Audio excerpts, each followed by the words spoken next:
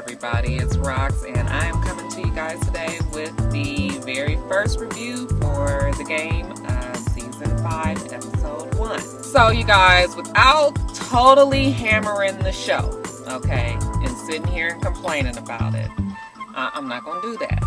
You know, it's the beginning of the season, they've been off for a year, and you know, everybody kind of got to get back into the groove of things. Because if I was to sit here and complain, y'all know that show last night.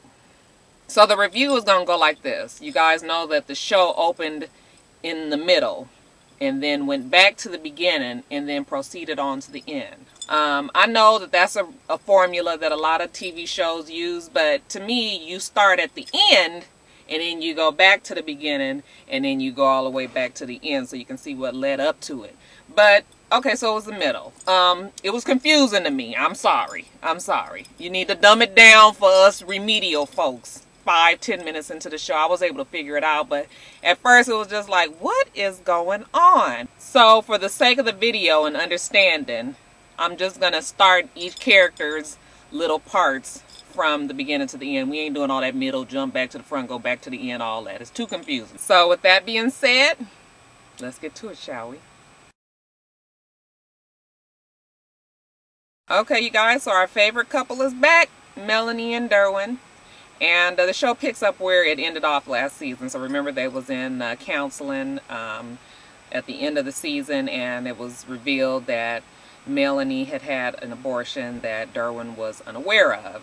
So, you know, they leave from the counseling session and they are out, looks like in the little quad area to the medical offices or whatever. And while they're out there, they bump into McHottie. You guys remember him? That was one of Mel's old flings that she had. And, you know, it's just real random. It was odd that they would bump into him there, you know, especially with them coming out of the session, and, you know, tension's high, and, you know, Derwin's still got attitude with him. And somewhere in Derwin's male mind, he has decided for himself that the baby that Melanie aborted was his. And, you know, when they get home, he explains to her how he's so sorry that he wasn't there for her when they were in college, and that she had to go through this abortion by herself. And Melanie just kind of sitting there looking like, oh. Later on, it looks like they go out that night, you know, for dinner or whatever. And while they're out, they happen to bump into Trey. And you guys remember Trey is like a childhood friend of Melanie's that she also had something going on with back when her and Derwin were on the outs. Trey is now married, got a beautiful wife, got a beautiful daughter, and has clearly moved on with his life. While they're standing there talking to him, you know, Derwin and Melanie are talking to Trey and his wife and kid.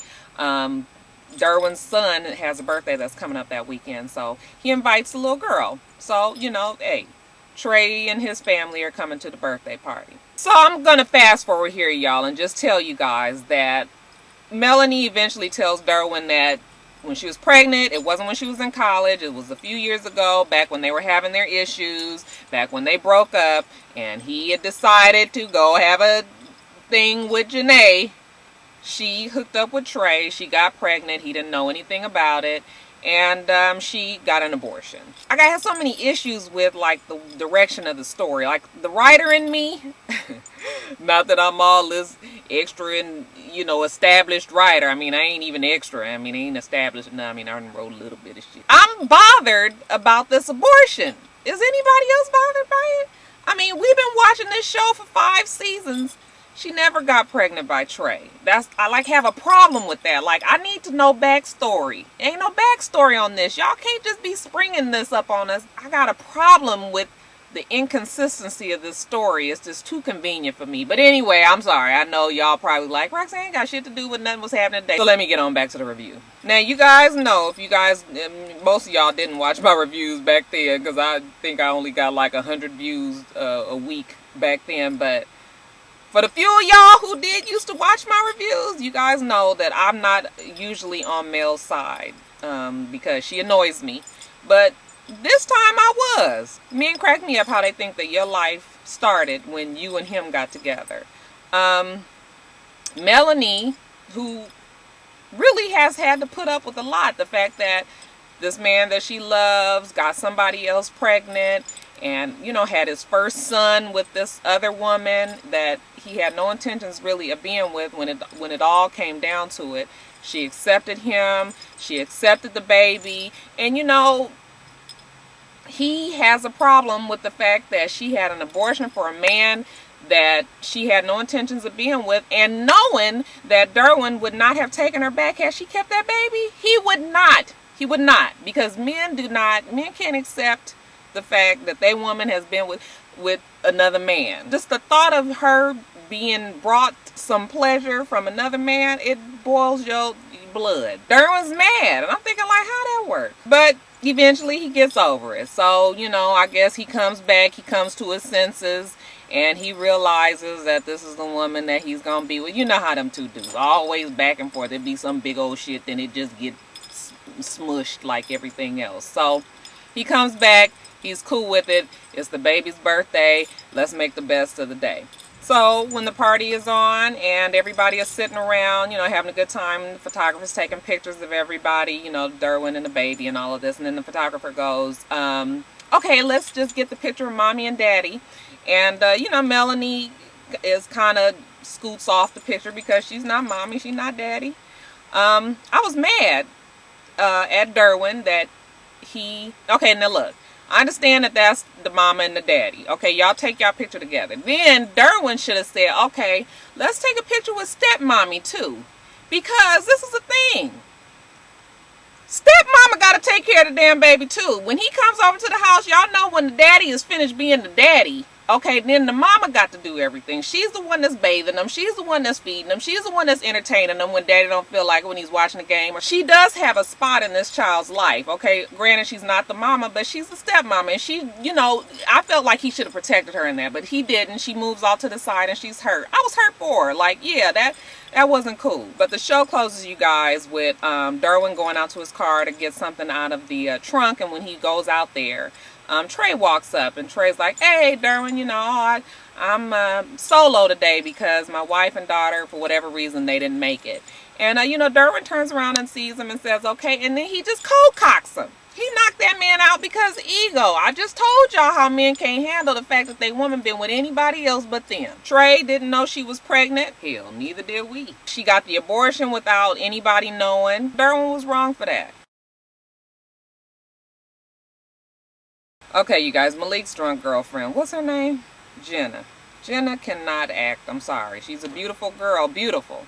But that drunk acting, I mean, she is horrible. But anyway, you guys remember when the show ended last season, she was drunk and pulls up into his driveway, you know, drunk and high, and he goes out there, Captain Save-A-Ho. He's carrying her in the house.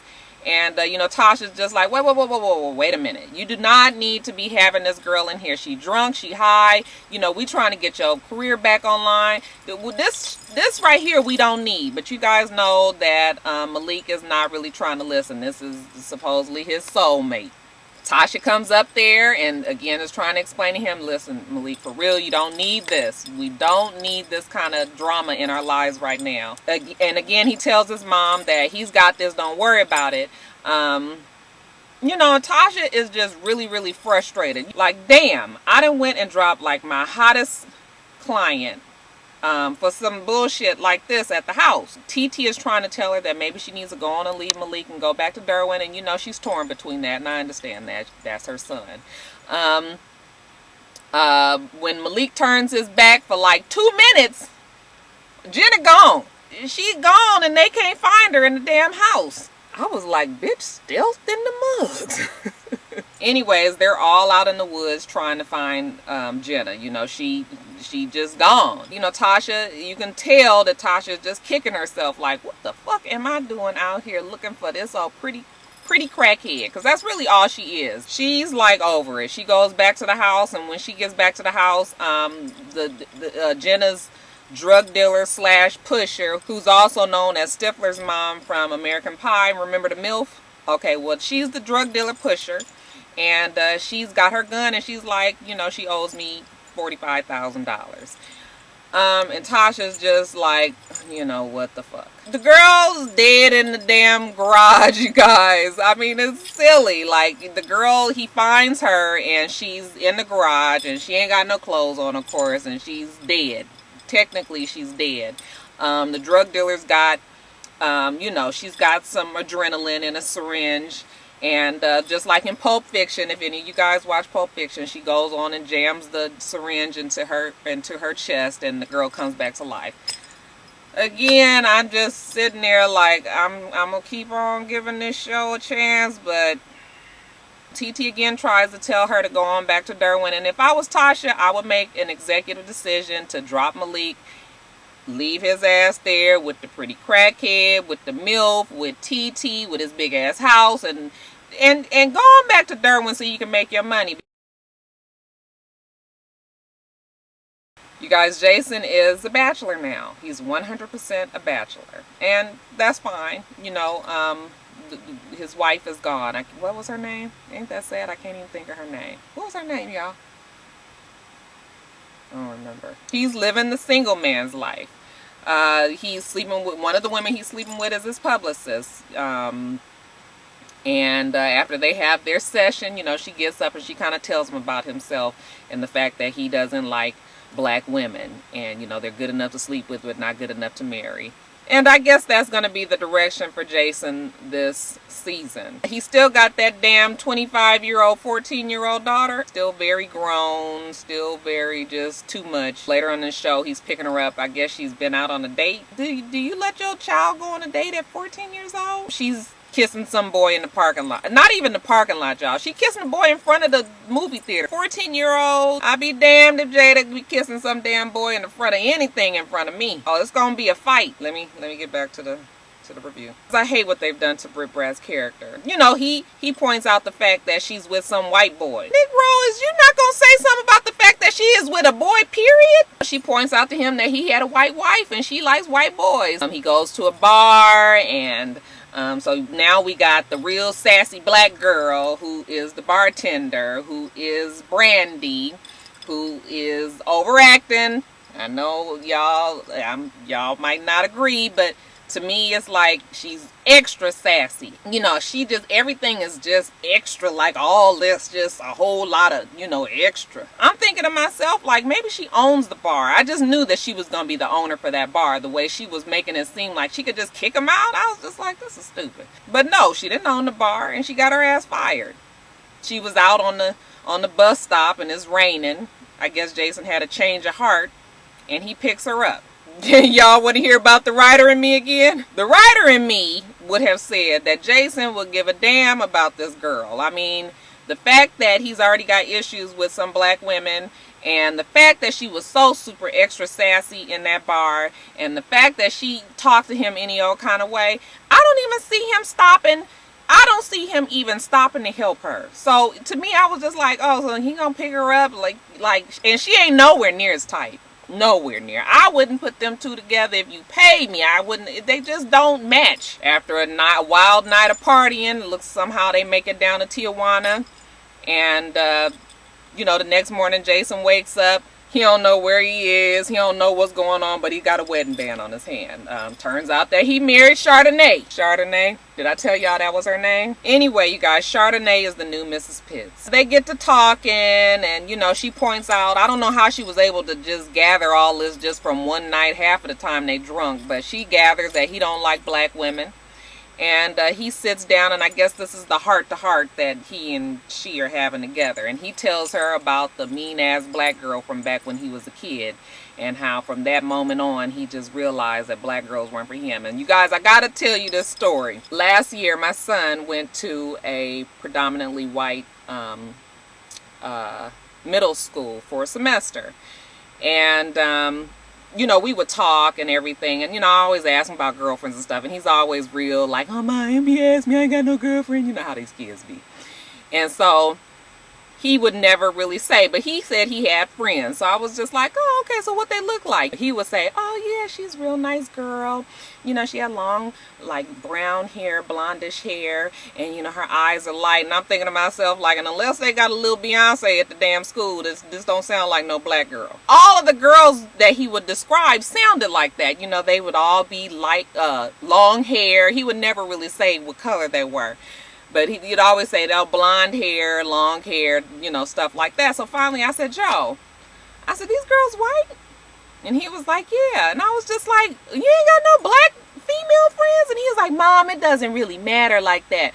And I was like, I know, Joe, but you ain't saying no black girls. I mean, all these girls are white. And he was like, Mom, the black girls are so mean. He was like, you know, I was in line and I was looking down at my phone and, you know, when it was time for me to go up, I didn't realize it because I was looking down at my phone. He said before I could even get up in the line, these black girls and behind me almost cussed me out. Like, move, go, where you gonna go?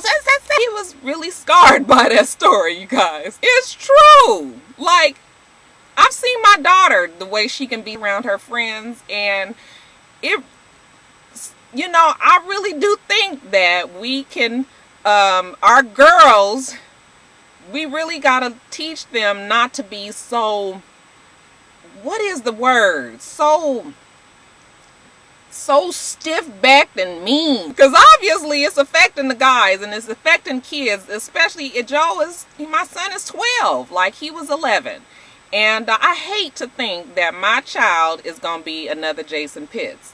So it just was an eye-opener. Like, wow, so this is what happens when you're 11 years old, and then Jason is what happens when you are 30 years old. Now that I'm going to start doing more videos other than just reviews, you guys are going to see me in the same outfit twice, because it's easier for me to do a second video the same day that I do the first video. It's just a lot of work trying to do a video every day. So if I'm doing a video now, I would do another video. I'm going to have the same outfit on. So I know some people pointed out like, oh, you got the same thing on. You want? They done on the same day. They were done right behind each other. And that's why I look like that. You guys make sure that you rate, comment, and subscribe to this channel. I'm itsrox. The channel is for itsrox. I have my other channel, which is I'm Foxy Roxy. And you guys can also follow me on Twitter and on Facebook. And then I also have a blog spot. All that information will be in the bar below. And that's it. I hope that you guys have a wonderful, wonderful rest of your day. And I plan on doing the same. Until next time, Roxstars. Bye.